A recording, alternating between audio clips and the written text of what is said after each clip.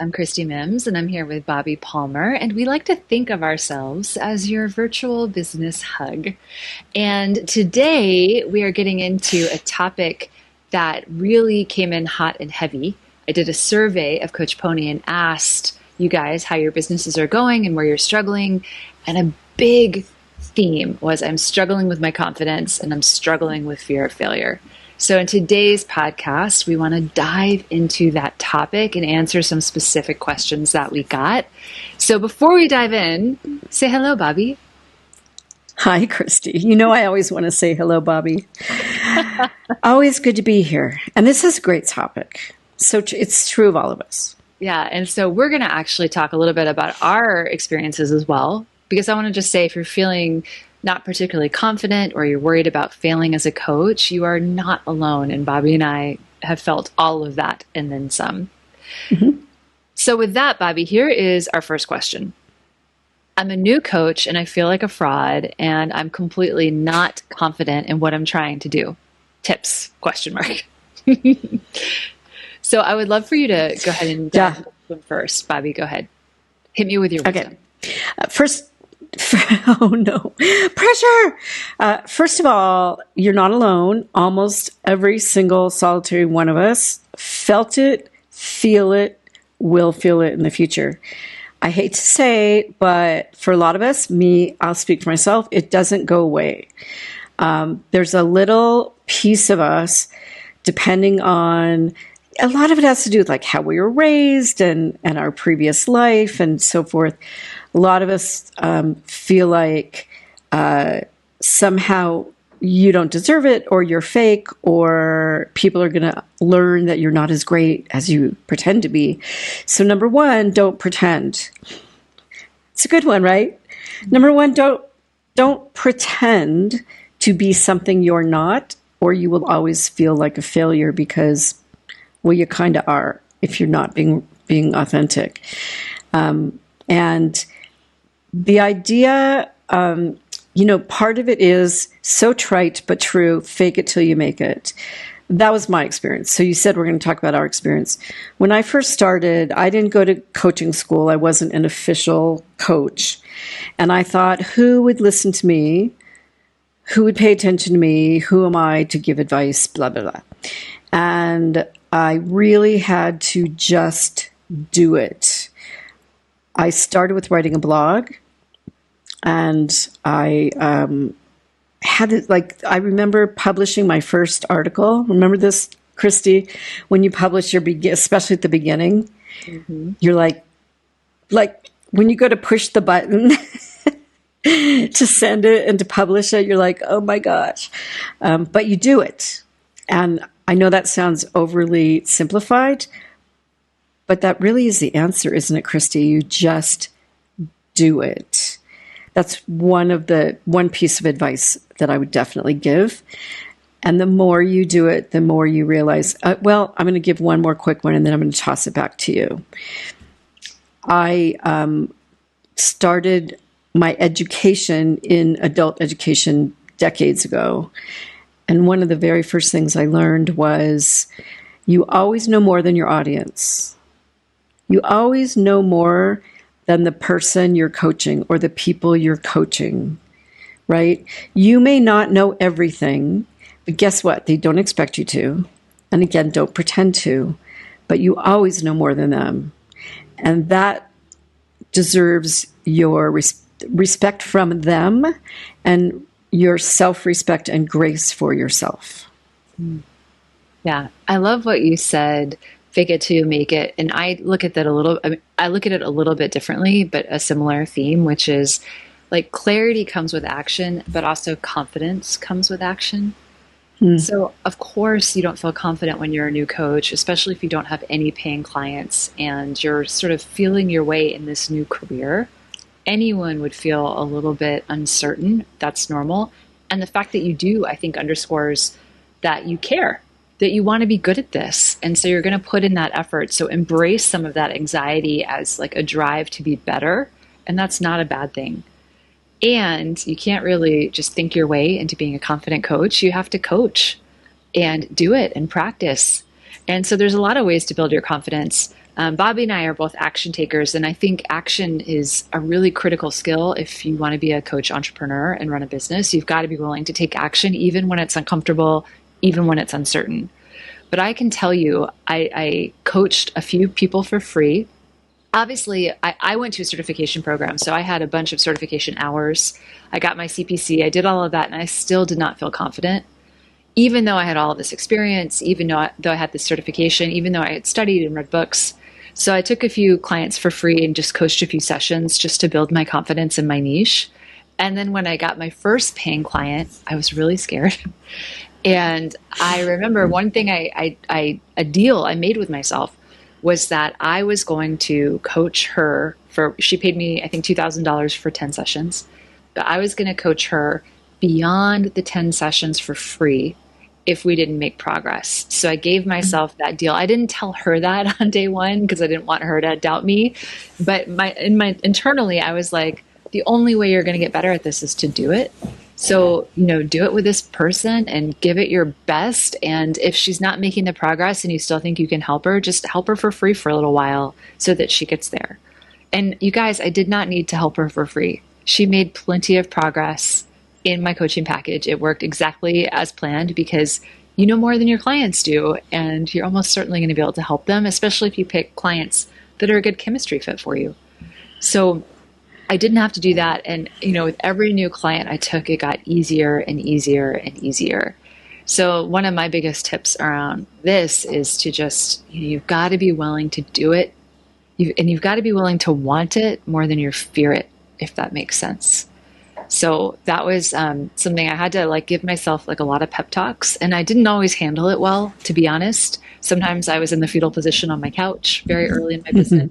Sometimes I just fell asleep because I think my nervous system couldn't take the stress.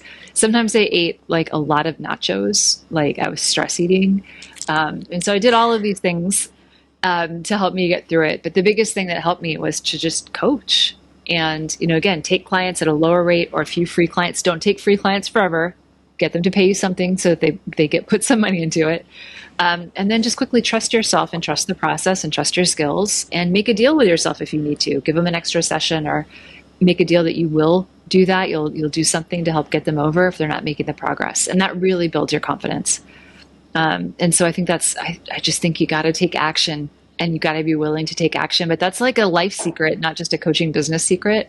The people who succeed are the ones who try and make the time and make the space. Yeah.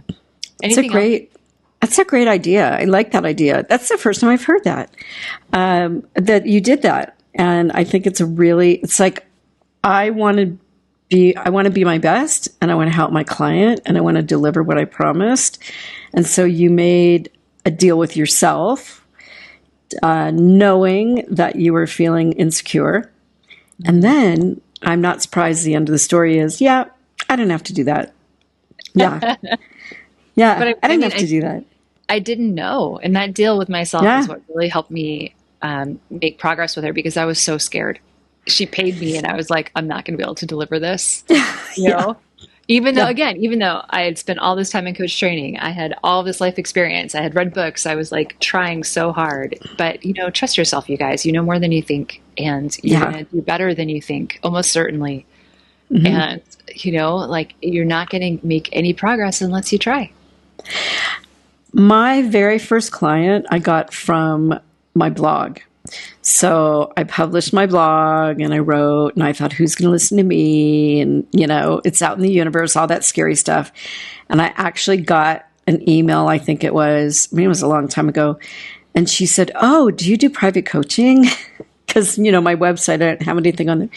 And I went, sure I do. And oh my gosh, I was scared to death. I was scared shitless is what I was. And it turned out really positive. I was looking back, even then, I was quite imperfect. I struggled.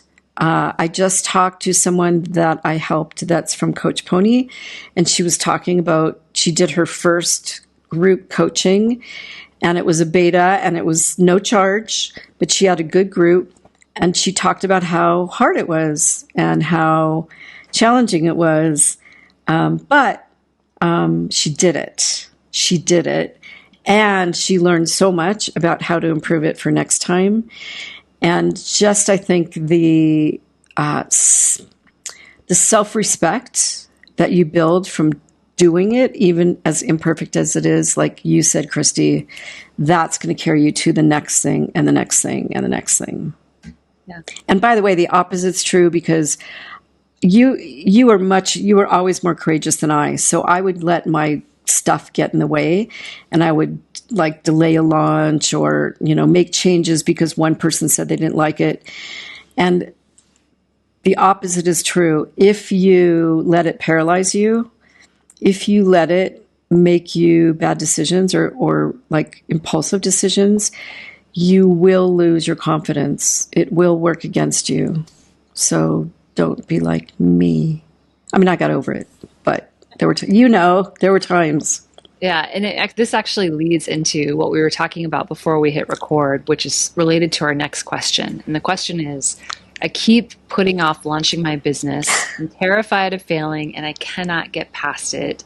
Yeah. Please help. So, first of all, I just want to say to the person who wrote this, we see you.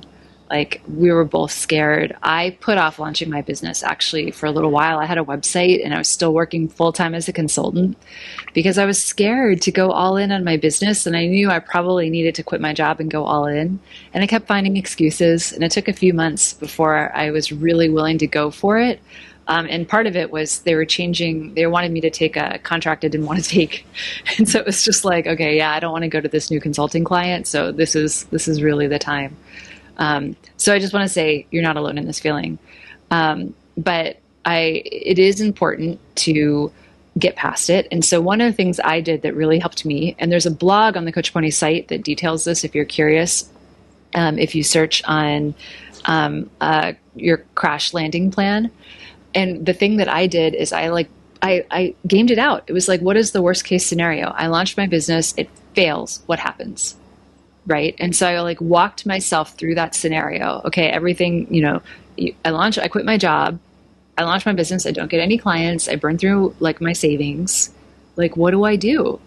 And it was eye opening because it was like, well, it's not like I've lost my consulting skills, right? They didn't just vanish overnight. And it's not like my friends and family abandoned me.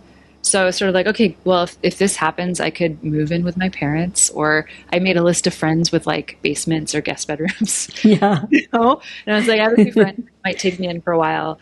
And then I thought, well, I mean, I still have my consulting skill set. I could probably, in a consulting network, I could probably go back to that if I was really in a jam and needed money. It's a decent salary. I also would have learned a lot from trying to run my business. So that would be a new skill set that could be useful. So, gaming it out took away a lot of the pressure for me and just facing my worst fears, right? I mean, there's a reason why FDR said the only thing to fear is fear itself. No, JFK. JFK? Oh, I don't know for sure. A president in the mid 20th century. A president, yeah. A good president. Go ahead. Yeah, I think it was. I think it was JF. No, I think it was FDR. Regardless, I think fear feels like a really big thing that surrounds us all the time until we face it. So shine a light on it. And then the second thing is, and Bobbi, I will speak more to this, I'm sure as well, is you're a coach, right? If you're launching a coaching business, you're a coach, which means you know how thoughts impact actions. So if you think I'm going to fail, you feel bad. And when you feel bad, you don't take any action and nothing changes in your life. So you've got to coach yourself and choose to think that maybe I can make this happen, because it is not rocket science. You do not need a PhD or advanced chemistry. Coaching is actually relatively simple in many ways, and many, many different types of people can be and have been successful at it. So you just need to learn how to run a coaching business and learn some of these business skills and be consistent and stick with it even when it gets hard. And anyone can do that if they have enough willpower. So you also have to look at the thoughts you're telling yourself around failure and really coach yourself and change your thinking. Because if you don't do that, you never will launch your business, and you'll watch other people doing it and wondering why it's not you, right? Because they're at least willing to take messy, imperfect action. Mm-hmm. Yeah. So think about that. You wrote in, and Bobbi, carry on. And like I said earlier, a few minutes ago, and it will drag you down. it will, if you think you're a failure, you're going to be a failure. And I do believe that. And lack of action. So I have a new business. Christie, we've talked about this previously in other podcasts. So I would say I'm starting a new business, Soft Landing San Miguel, for people that are thinking of moving to San Miguel in Mexico. And I'm in that phase right now. I mean, to be really honest, like I'm in that, I posted some stuff on Facebook and, I had this whole plan. I created all these images and I know what I'm going to say, but have I blasted my posts out? Not yet. So this is me, folks. This is me right now. Worried about this new business failing and not just going for it. So if you were looking, you're listening to me. Wouldn't you say just freaking do it? Just do it. I mean, what's the worst? Like Christie says, what's the worst that could happen? Yeah. And that's what you need to say to yourself if you're stuck in this. And that's what actually last few days I've been self-coaching. And you have the skills to do that. You have the skills to understand what you're doing and your paralysis and what's stopping you and what stories you're telling yourself, and move and manage through those and move through those to get to what we talked about before, which is action, positive action. And listen, It is okay to have a night where you're like, this is too hard, and just take a night off from worrying about it, or take a weekend, but always know when you're going to step back in. It's not okay to take 3 months off, So, and inoculate yourself against the fear. The more action you take, if you were posting in Facebook groups the way Bobbi is going to, because that really matches her market, you post in a Facebook group, no one responds. So what? You're still alive. Nothing bad happens. Okay, so no one responds. That sucks. But you're still here. No one came at you. It's totally fine. It's not actually that big a deal. And so as entrepreneurs, you have to be willing to develop a little bit of a thick skin, and you have to be willing to fail, because there's going to be stuff you try in your business and it's absolutely not going to work. Absolutely. There's no business that you're going to start that's going to work well from day one. There's going to be messes, there's going to be failures, there's going to be left turns, there's going to be pivots. And if you're not willing to do that, then don't get into this. And that's okay too. Just be an employee. It's okay. That's a totally great career path for many people. But if you really want this, then embrace it. And the greatest thing about this is that people like their coaches to not be perfect. People like their coaches to feel human. Coaching. They like people. Yes. Sorry.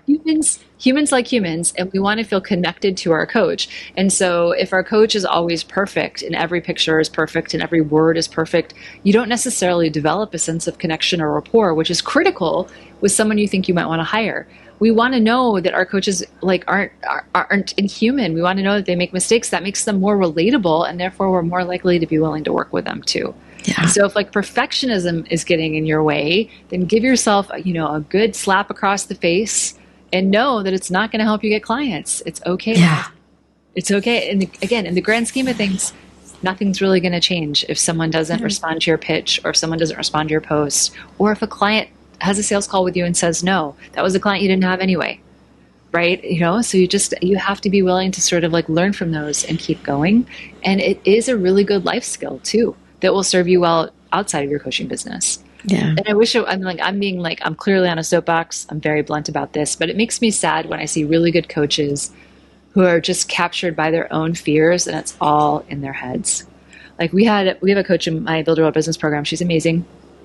And she wanted to do public speaking, and she spent months talking herself out of it, months, and took her months to put a pitch together. She put a pitch together. The organization said yes immediately. Immediately she got a yes. She did the talk. They invited her back that second. As soon as she got off the stage, they were like, can you come back? She had a bunch of people show up to hear her. And she was so afraid of it. And it was just wow, when you tried it, it really worked. And she's amazing. She's a great coach, and she's doing wonderful work. So this is not to call her out. It's just to say that this is very common, right? Mm-hmm. We spend so much time kind of working up a story in our heads, and often what's in the world is better than we could ever imagine if we just tried. So yeah. Okay. I got on a big soapbox there. Let me climb on down. Well, it was actually really helpful. And I want to I want to really look at that imperfection piece, because another thing I learned a very long time ago is that, first of all, I know, like you said, as people, as human beings, we're attracted to imperfect people like ourselves. And the idea, when I used to do stand-up training, which I did for decades, one of the skills, one of the techniques, I would say, that we would use is at the basic, almost at the beginning of like an 8-hour day class, we would say, I don't know. Somebody would ask a question and you purposely say, I don't know, even if you did, and put it back out to the audience. And strangely enough, that would build some kind of rapport, because it would show that you're being honest. And sometimes we did it, like I said, when we actually knew something. The idea of showing some, you want to show confidence and you want to show expertise for sure. But sometimes showing a little bit of humility is also very, very attractive. And vulnerability. And, in my coaching business, that's why women gravitated towards me as a coach, because they knew that I was a really crappy dater and made all the stupid mistakes and did all the things wrong for so long. That was attractive to them. So anyway, get over that. I have to know everything. I have to be perfect. I have to be the expert. You just have to be you, and you absolutely know more than them, and you know what you're doing, and you're going to get better as you go along. Yeah. Let yourself do that. So I think the theme of this whole podcast is face your fears and take action. Do it. And take action. So face your fears, and they'll have far less power over you, and take action. And you can do this truly. I said that earlier, but I really mean it. Coaching isn't rocket science. Like, there's kind of is, I think. I do. I think, Christie, I have to disagree with you a little bit. I don't think anyone could do it. I think that it requires very specific skills, but also a depth of empathy, a depth of intuition. We're right. Special. So let me give the nuance. Let me give the nuance, because I don't want to undermine it. It meant that when I say coaching isn't rocket science, I think there's some fields that require such a deep level of expertise, study, years. Like you can't even walk in the door to even do that. Right. As a coach, a lot of people with the right training and approach can walk in the door and potentially make this their career. It doesn't have barriers. Right. Yeah. Yeah. But you're right. It is a very specific skill set. So also, read up on it, but you can't think your way into being a good coach. You got to do it. And if you want to be a good coach with clients, you need to get business training too. Like, don't spend all of your time and money on certification after certification unless you want to be a hobbyist, in which case that's fine. But if you want a business, learn business skills too. All right. That was another soapbox I just climbed on. So Bobbi, and actually, if you want to learn business skills, come on over to coachpony.com. We've got tons of help for you. But Bobbi, give us a life tip. Okay. So Christie and I talked about this before we turned on record. I just recently moved. I live in Mexico, and I just recently moved. And part of my move was to get some outdoor space for my wonderful gatitos, my cats. And 2 days after I moved, one of my cats ran away. And that's never happened to me before. And it freaked me out. It was it was really hard and really difficult for me. It's a very long story. There's a lot of drama involved. It cost me a lot of money, and it took 6.5 days to get him back. And it was pretty horrible. And so here's my life tip. Always look for the silver lining. I have to tell you honestly, it's one of the worst weeks of my life. However, in the process of looking for my cat, who I hate right now and I want to kill, I met so many neighbors. I met so many of my neighbors walking around going, Buffy, Buffy, Buffy, Buffy, for hours on end, day and night. And they were so kind and so helpful. And last night I had a little get together. I've only been here 10 days, I think, in this neighborhood. Last night I had a little get together to thank my neighbors for helping me so much, because they did help me find him. And that's like such a big silver lining, right? Horrible week.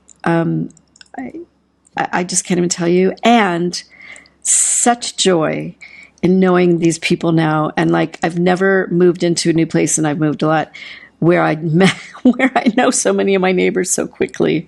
So in life in general, I think it's a really good lesson, and I try to live it every day. And that is to look for what's right and look for what's good, and look for the joy, and you'll find it. So great. I love that. I love that life tip. It's going to make my business tip like kind of way less fun, or less That's interesting, okay. I should say. So everyone temper your expectations. But given that we're talking about confidence, my business tip is to create a testimonials folder. So anytime anyone says something nice about your coaching, especially if it's in writing, create like copy and paste it into a folder, so that when you're feeling really doubtful about yourself, you can just open up the folder and remind yourself how good you are. And if you are just starting out and you don't have that yet, and you're afraid of failure, just make a few notes to yourself about past times in your life when you've succeeded and you were surprised, or you were worried about failure and you pulled it out anyway. And, keep that handy for when the gremlins and the self-doubt really get strong, to remind yourself that you've done it before, you can do it again. Right? Love that. Yeah. I love that. And you guys, just, to be clear, I have a testimonials folder on my computer, and I was looking at it yesterday because I still do this, 14 years later, still a tip that I use today. So I hope that's helpful for everyone. Bobbi, how can everyone find you if they're looking for you in the future? Please go, if you know anybody who's looking to relocate to Mexico, go to softlandingsanmiguel.com. Or for dating advice, which is really, really different, but it's something I did for a long, long time, and I love it, and I'm good at it, datelikeagrownup.com. Awesome. So you guys, we'll put that in the show notes below. And for me, if you are a coach and you need help with building your business, which you definitely do, come on over to coachpony.com. We have an awesome free guide for you over at coachpony.com on how to get started and find clients as a new coach, which you can grab, get to work right away. So that is there. And we have tons of other resources and help for you as well. So we would love to hear more from you. So if you have a question or comment for us, comment on our YouTube video or send us an email at hello@coachpony.com. And with that, Bobbi, we'll be back. We'll be back later, I think. We're coming to the end of this. We're going to wrap up this season of the podcast soon, but we still have more episodes in us. So more to come, everyone. We will see you on the next one.